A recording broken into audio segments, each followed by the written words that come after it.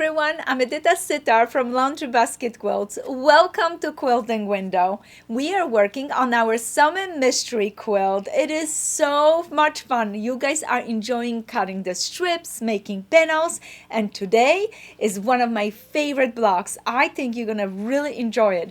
And what I did today is I packed in this show, so stay tuned, watch the show, go to our blog for all the directions for cutting, but it gives you such a fun varieties what we're gonna do today. I think you're gonna very much enjoy it, and this is block number 4 for our quilt, so we are moving along. I'm so excited for you. So as usual, we're gonna cut strips to create a strip panel. Pay attention to the directions. We are shading the same way that we've done it before, but there is a little bit difference in the width of your strip. My outside strips are a little bit bigger, so go to our blog at laundrybasketquilts.com website, and on the blog I have the exact measurements for you. We're gonna cut strips, we're gonna cut them in half, so we're dealing with a smaller length. It's easier to do it by pay attention because you're going to have to make lined up your strips, and we're gonna make 2 different scrappy panels. What's the difference between the scrappy panels are? So check this out. You're gonna lay your strips, you're gonna the same idea, put them right sides together, pin it and sew it. So I'm gonna skip that part. I think you're really good in it. We've done it already 3 times. Just keep the order of the strips. But what is important and the difference between the two scrappy panels that I'm making it is that my seam allowances are going towards the brown in half of my panels, and my seam allowances are going towards the light in half of the panel. Let me show you. Look at this, in half of the panels. You're gonna make 2 sets of panels. And like I said on my blog, it tells you exactly how many panels and everything you're doing. For either size, we have a 6-inch blocks and we have a 9-inch blocks. So notice that this is what I'm doing. The seam allowance are gonna be important this time because we're doing something fun and exciting, and I can't wait to show it to you. So from my first panel, I'm going to cut a square. So if your panel is 7 inches, I'm gonna cut a 7-inch square. Bear with me, you're gonna need that 7 inches. So we went from the 6.5, now the panel is bigger because we're gonna be cutting on an angle our panel. So we need that extra fabric to accommodate our cuts and the extra things that we're going to do. So I added on the outside strips the measurements that we needed, so that way we can have a beautiful units that can work for our 6-inch blocks. So right there, I'm gonna cut a square, and then let me cut it for you. So what I'm doing is I'm looking at this was already trimmed beautifully for me. So if my panel is 7 inches width, then I'm gonna go ahead and measure 7 inches this way right here, 7 inches. I'm gonna cut it. I'm gonna move my ruler up, finish cutting, so I have a 7 inches. Perfect. Now this is my first step, and I'm gonna keep those on one side. Then I'm gonna go ahead and cut my second panel also into squares, and you're going to need 8 and 8. Let me measure right there. 8 squares and 8 squares right there. Okay, perfect. Now I have 2 of my squares. Like I said, they're 7 and 7 by 7 and 7. Perfect. And right there, now I have to have both of the panels dark in the bottom. Look what I did. And I'm gonna take one of my squares and I'm gonna cut it diagonally this way. This is the easiest way to pay attention. You put your squares on opposite side. You notice your seam allowances are going towards the light, your seam allowance are going towards the dark. Now you're gonna cut it once diagonally. Check this out. Okay, I'm gonna move this slightly to the side. Now I'm gonna go ahead and do my other square, and I'm gonna cut it diagonally. And once again, go to the website. You have all of the requirements, how many, what you're doing, everything. This is just the help to show you how I do this. And now look at it.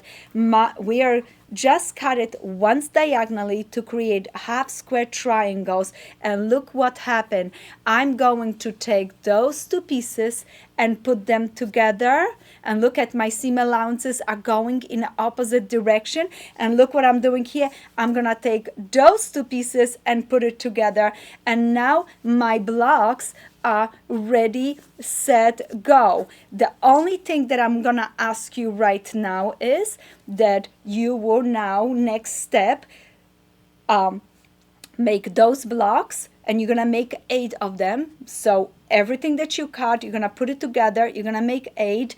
Those pieces, you only make 4 blocks. You're gonna save 4 sets, 4 full sets, left and a right, for something else that I'm going to show you in just a moment. So let's start with the light one. All that I'm going to do, I'm going to place it right sides together. I'm going to go ahead.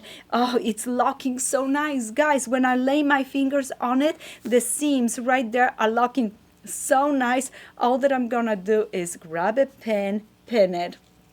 Grab a pin and pin it.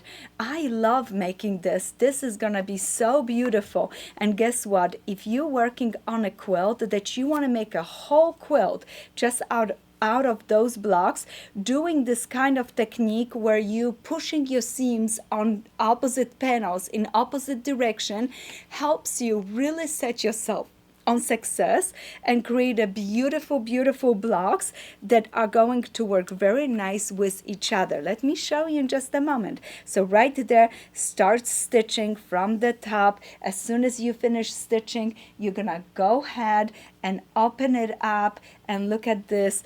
Open it up, the seam in the back, and when you open it up, you have a beautiful light block. Of course, we're gonna grab our square ruler, we're gonna place it right over, and you're gonna do trimming. And what I do is I lay my ruler right on that seam.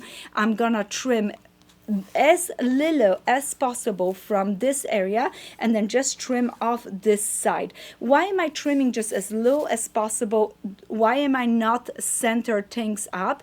Because it is important for me that I have a nice little square right here. This is the least of the fabric that I see, so it's important for me. But of course, you can center it up. You have that X. It should match with your seams. Really nice. Trim it. Perfect. I have my light done. Now, let's move on to my dark block. Do you remember I had those like this? I brought them together. Of course, I'm gonna lay it right sides together. Pin, pin, pin, pin. Stitch. As soon as you finish stitching, let me show you. Guys, this is amazing. This is so much fun. I have a block, and I want to bring back those light blocks because I want to show you something that is super exciting. So this is my dark block, and I'm going to make 4 of those. I'm gonna make 8 of those, 4 of those, and I keep my remaining pieces. Okay, remember, I'm gonna save them because I'm gonna show you just something super cute in just a moment. Okay, so once you have finished those, we're gonna move into the second block, number 4, the other pieces. But before I go, I want to show you this. So if I want to make something super fun and creative, it's nice that I push my seam allowance in opposite direction on those, because first of all, I benefit right here. Look at the transition points are really nice. But let's say one time I'm gonna make a really fun quilt and I want to put this together with this. Look at all the seams are going in the opposite direction, so it's really fun and exciting to put it together. Of course, if you're doing a scrappy version of this block, the seams would have not matched because your width of your strips gonna be all different, and that's okay too. But look what happened if you have few of those blocks to create something different and exciting. Oh, maybe go this way. Isn't it cute? Look at this. So many different variations. So I'm hoping that with this mystery quilt, I'm opening your eyes on beautiful scrappy panels and you start creating a lovely quilts that you can enjoy for years. So look at this. This was our dark one, and I asked you not to sew 4 of those. And what we're going to do, we're going to keep them just like they were, just like this. And what we're going to do is we're going to cut a square, half square triangle from a square. So I have it right here. I had a square. How big the square should be? If this was 7 by 7, the square needs to be 7 by 7, cut once diagonally, because what we're going to do is we're going to place it now here and here, just like this. Fold it, right sides together, stitch, fold it, stitch, and guess what? Now I have 2 more variations of my blocks where half of it is scrappy panel and half of it is just background, and I cannot wait what happened with those to show you when I put them into our mystery quilt. But that's a secret yet. I don't want to reveal too much, but if you laying your blocks out, you're gonna start seeing things appear and really lay out nice. Where do you find the layout? On our blog. Every single week I show you exactly where the block is gonna be going into the quilt, and the shading from dark to light really adds nice detail to it. But I know you are excited about it and you want to finish your block. So the finishing touch would be taking your ruler, placing right over. Wow, I'm really close to the measurements. I don't have to trim too much, a little bit here and a little bit here. So I'm gonna get into that and start trimming to 6.5 by 6.5 and put those to the side. We're gonna need 4 and 4 for the whole quilt. Remember, we're gonna do 8 and we're gonna do another 4 of those. So 4, 8, 4, and 4, and we are ready, set, go with our block number 4. And this one was your biggest block for the quilt, the most pieces, but I want to do this all together because it worked really nice from your scrappy panel. And I thought if you are into it, you already cut strips, might as well get done and get going.